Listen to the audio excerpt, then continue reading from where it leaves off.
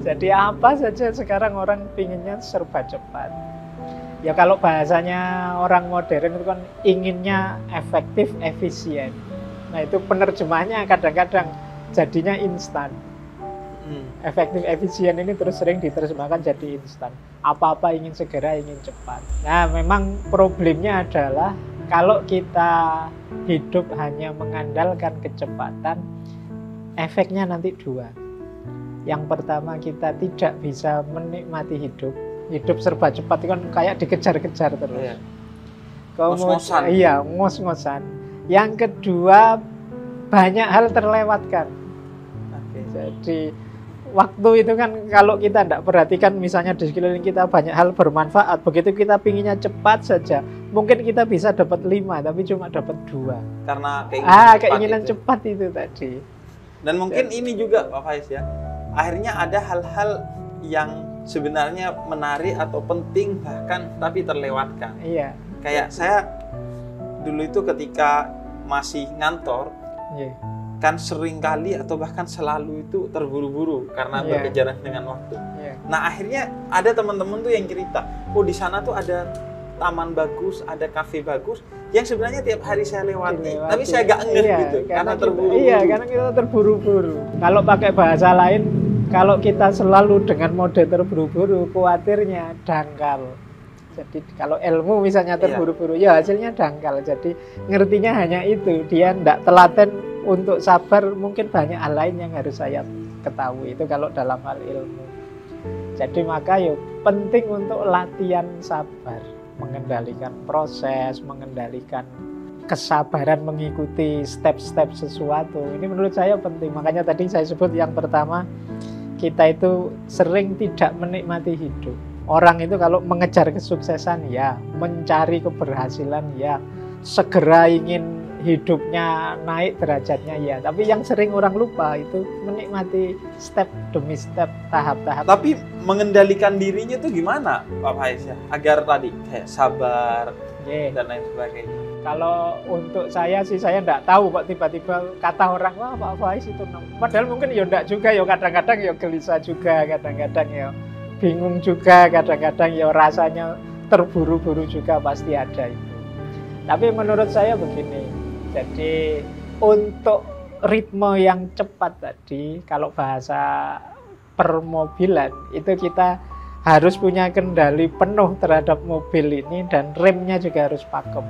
Jadi kita tahu kapan kita ngegas, kapan kita ngerem. Jangan gas terus. Naik kendaraan itu kadang, saya kok gini ya, itu mungkin perlu menarik diri sebentar. Saya kok sudah rutin kayak gini terus, apa ini kondusif ya, apa ini positif ya? Itu saatnya kita. Jadi momen muhasabah ini diaktifkan. Nah, hidup kita hari ini karena kita modenya serba cepat, kadang-kadang kita lupa. Kita ini mau apa sih? Iya, kita ini arahnya kemana? Tujuannya apa? Kita punya HP canggih, kita punya mobil mewah, kita punya jabatan tinggi, gelar hebat. Terus buat apa, untuk apa, mau kemana? Nah ini pertanyaan yang sering sulit dijawab oleh kita hari ini. Jadi bis mewah ini kita tidak tahu mau kemana. Nah era yang kita sebut teknologi informasi digital dan lain sebagainya, ini terus mau apa? Kalau sudah 4.0 terus mau apa? Kalau sudah canggih teknologi kita mau apa? Ini yang jarang kita pikirkan. Sehingga katanya Mahatma Gandhi kan, manusia itu teknologinya canggih tapi tidak humanistik.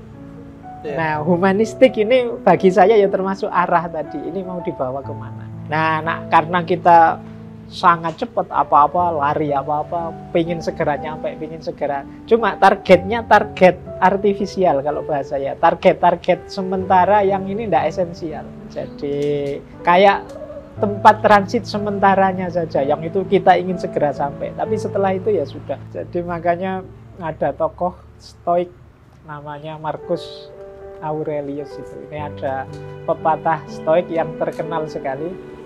Alam semesta ini tidak pernah terburu-buru, tapi semuanya tercapai. Jadi, contohnya gimana tuh Pak?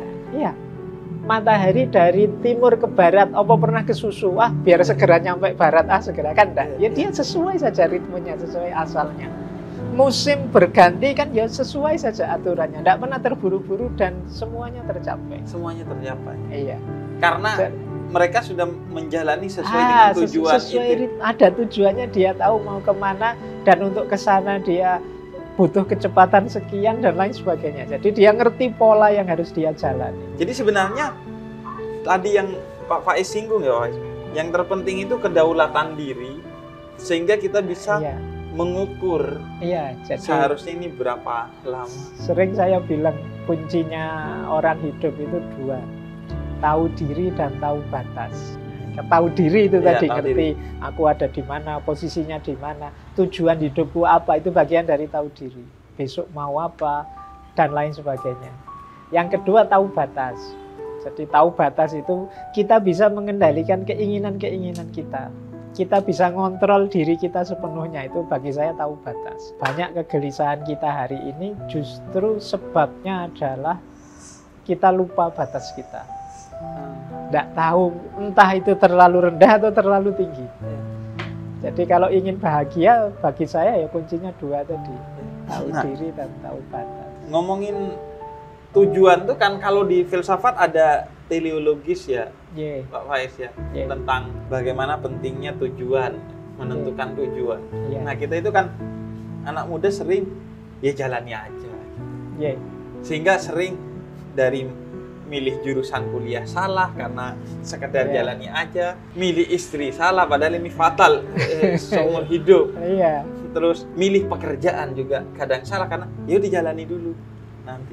Nah itu menentukan tujuan kalau kayak kita mau dari filsafat tuh apa sih Pak Faiz? Jadi ada satu filosofi yang saya suka, salah satu favorit saya dari Kanjeng Sunan Kalijogo.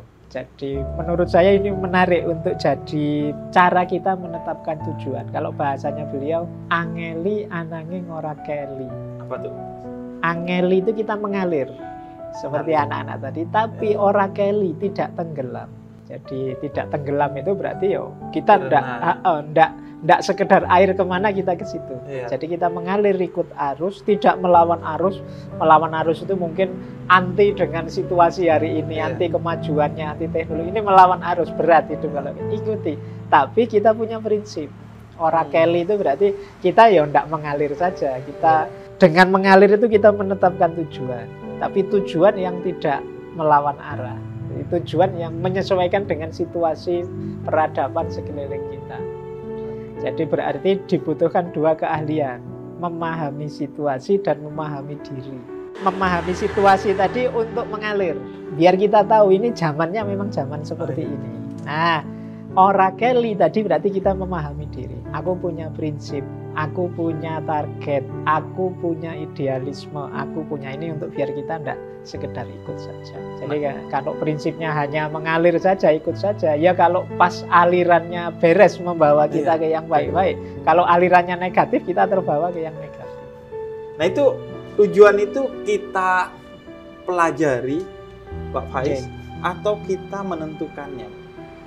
Ada dari luar, tujuan itu harus seperti ini, atau enggak, dari dalam justru kita menentukan tujuan kita? Dua-duanya. Jadi apa keinginan kita yang itu bahannya mungkin dari luar. Makanya tambah banyak ilmu, tambah luas wawasan, mungkin tujuan kita lebih bagus. Misalnya kita belajar ini, belajar itu, terus akhirnya kita, kalau begitu tujuan hidupku yang bagus itu ini. Itu dari dalam kan, keputusannya dari dalam, tapi bahannya dari luar. Dari luar.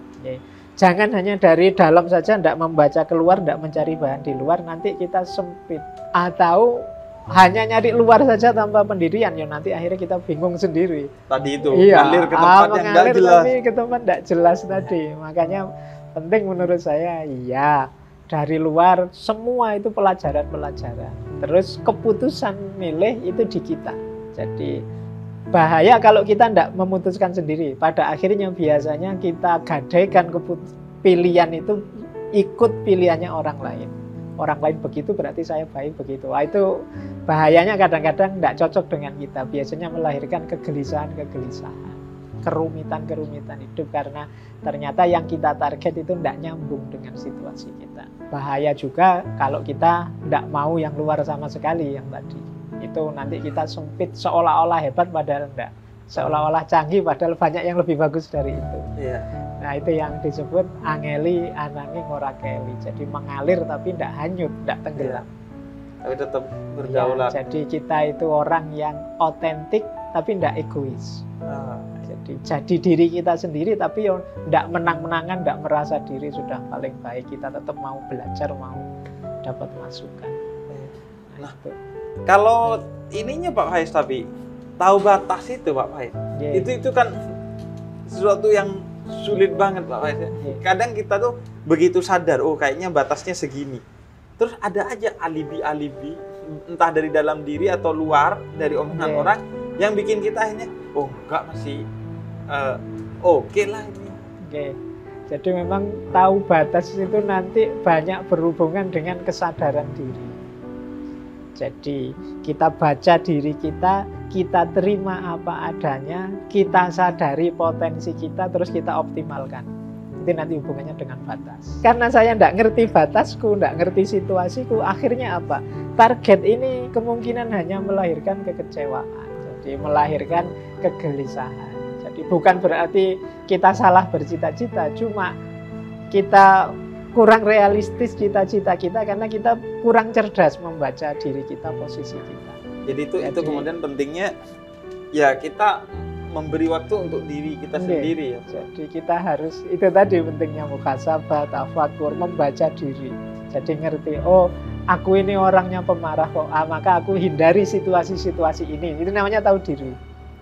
Aku sulit kalau jadi guru misalnya, aku ini ternyata kalau ngomong sulit memahamkan orang. Ini tahu diri.